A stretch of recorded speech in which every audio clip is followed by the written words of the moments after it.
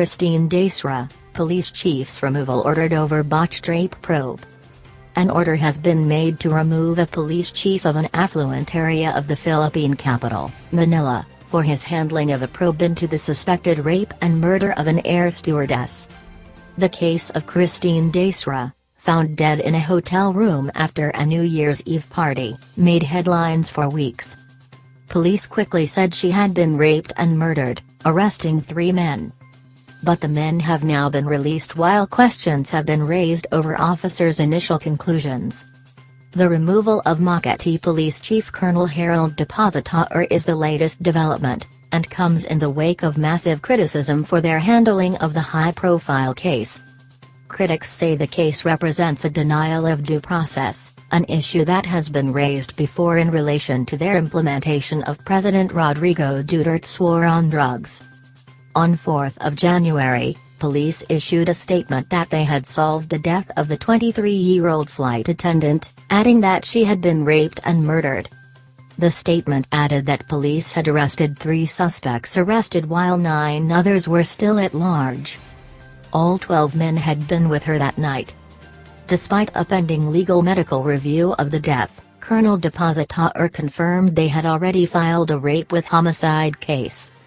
Initially, outrage. The story exploded on social media and was trending for days.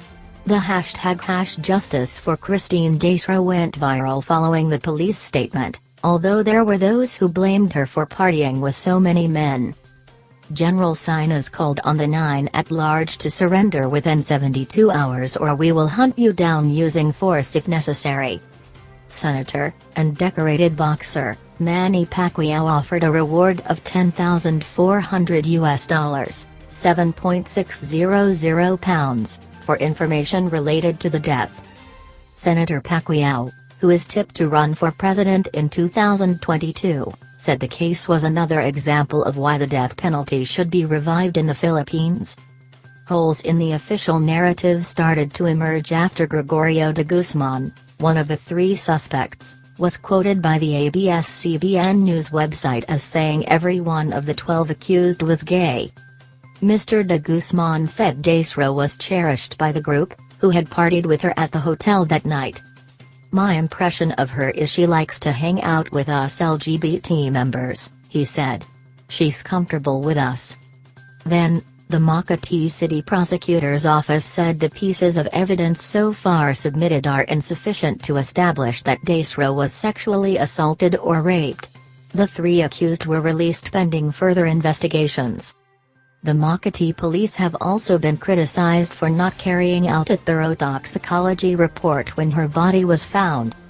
The case has been further complicated after 2 of the initial suspects claim they had been forced to make false statements about drug use at the party because police subjected them to mental torture. But her mother, Sharon, insists there was foul play. "For me, my daughter was raped," Mrs. Dacera said in an interview with the news program Head Start. "If you see the body of Christine, if you're the mother you will surely feel the pain suffered by Christine."